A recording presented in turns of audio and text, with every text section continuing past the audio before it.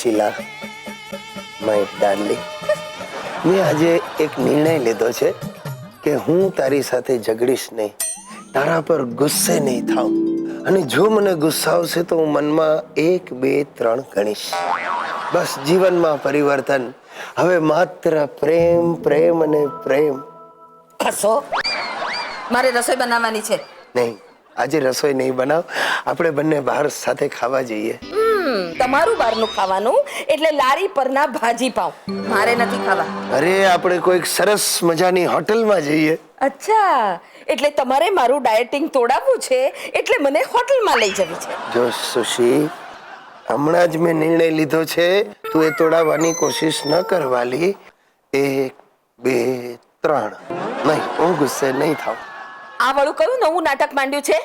તમારા બધા પેતરાની મને ખબર છે. પેતરા? તને મારો આ પ્રેમ પેતરા જેવો લાગે છે?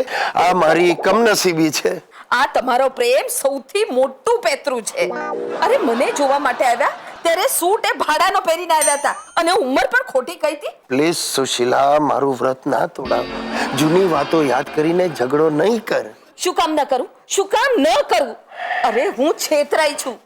મારે માટે છોકરાઓની કમી નહોતી, લાંબી લાઈન લાગી હતી.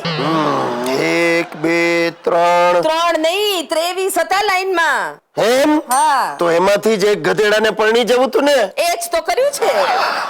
સુશીલા, ચૂપ થઈ જા, નહીં તો શું કરશો? છૂટાછેડા આપશો ને?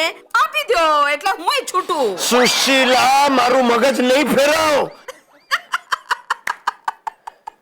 જોયું ને કેવા કરી દીધા ગુસ્સે? હવે ગણે કરો. 1, 2, 3. મારા બાપુજીને બગાડવામાં એમના મિત્ર મંડળનો પણ બહુ મોટો હાથ છે. એમના કોઈ એકાદ નવરા મિત્રે એમને એવી સલાહ આપી છે કે વતનમાં એકાદ ઘર તો હોવું જ જોઈએ. હવે આ વાત બાપુજીના મગજમાં ઘર કરી ગઈ છે, એટલે રોજ મારા મગજની નસો ખેંચે છે. તમે નહીં માનો, ક્યાંકથી 10-12 આર્કિટેક્ટના ફોન નંબર શોધી લાવ્યા છે.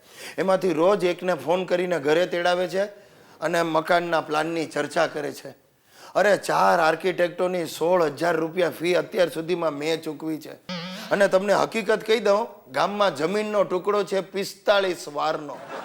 3 આર્કિટેક્ટો તો બાપુજીને એટલું સમજાવ્યા કે વડીલ, આમાં મકાન ન બને, આમાં માત્ર પાળીઓ કે સમાધિ જ બને, પણ માનવા તૈયાર નથી. ગિરીશિયા, આપણા વતનની જમીનની બાજુમાં એક બીજી જમીન મળી શકે એમ છે. મેં તપાસ કરી છે. બાપુજી, જમીન તો મળે, પણ એ લઈને ફાયદો શું? આપણી જમીનની એક બાજુ ઉકરડો છે ને બીજી બાજુ જનાવરોને પાણી પીવાનો હવાડો છે. આપણી જમીન જ અપશુકન્યાળ છે. કેમ? અરે કેમ શું? તમારો જન્મ ત્યાં નહોતો થયો? ચૂપ રે. તારે આ 100 વાર જમીન આપણી 45 વારની બાજુમાં લઈ લેવાની છે, એટલે લઈ લે. અરે 145 વાર જમીન ભેગી થશે, નાનકડી મજાની હવેલી બની જશે, કમ્પ્લીટ. અરે આ કમ્પ્લીટ હવેલી બનાવીને એનું કરવું છે શું? હવેલી બનાવશો ને બાજુમાં ભિક્ષુક ગ્રહ છે. પણ આપણે શું? આપણે ક્યાં ત્યાં જવું છે? અરે બાપા, પણ જવું નથી તો આ ખર્ચા કરવા છે શું કામ? અરે તને ખબર ન પડે? કઈ જાતનો બાપ છે તું? અરે કાલે ઉઠીને ઓલા હિતિયાના લગ્ન લેવા પડશે, ત્યારે પછી ઓલા કન્યાવાળાઓ પૂછશે કે વતનમાં કોઈ ઘર છે, ત્યારે શું જવાબ દઈશ તું? ત્યારે હું શું કહું કે ગામમાં એક ભિક્ષુક ગ્રહ છે, એની બાજુમાં એક થોડું સુધરેલું ભિક્ષુક ગ્રહ છે, એ અમારું છે. અરે સંબંધ બાંધતા હશે ને તો એ તોડી નાખશે. મારે તારી કોઈ વાત સાંભળવી નથી. જ્યાં સુધી આ જમીનનું પાક્કું નહીં થાય ત્યાં સુધી હું અન્ન જળનો ત્યાગ કરું છું. અરે પણ જોયું સાહેબો, મારા ઘરમાં બધા બંડખોરો પેદા થયા છે. પેલા મારો હિતેશ આંદોલનો કરતો હતો, હવે મારા બાપા રવાડે ચડ્યા છે.